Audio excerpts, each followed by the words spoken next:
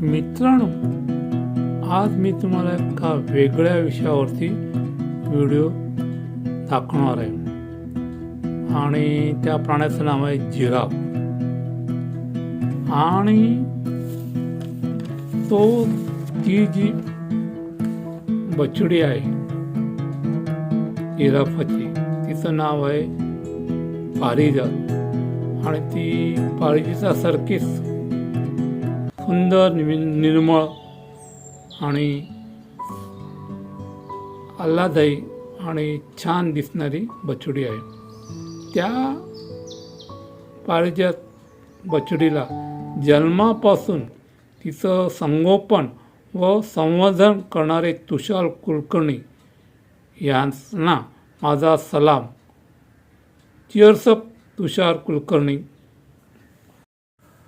प्रत्यक्ष जन्मदात्या मातेने आवरलेल्या या बछडीचं म्हणजे पारिजात बछडीचं करावं तरी काय असा प्रश्न तुषार यांना पडला.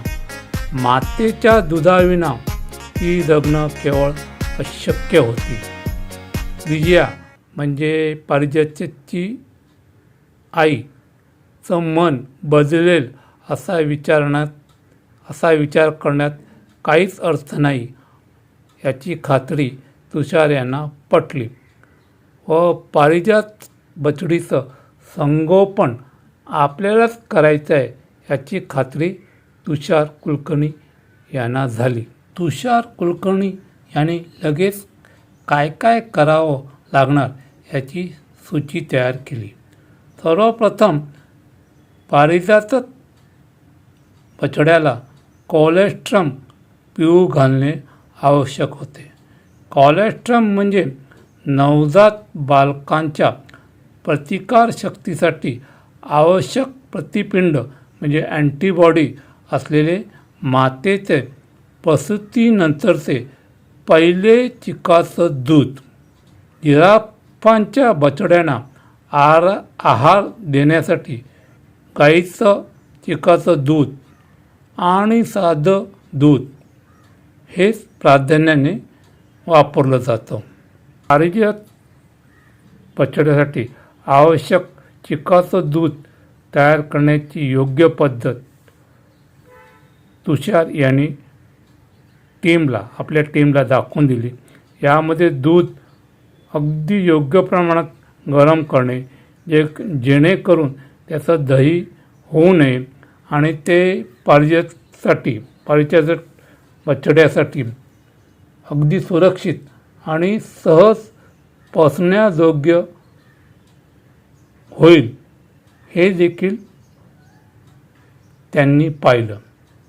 पण खरी परीक्षा पुढे होती. त्यानंतर पारिजात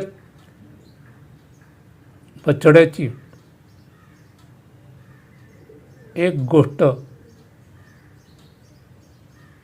चांगली किंवा पूरक होती, ती म्हणजे पारिजातची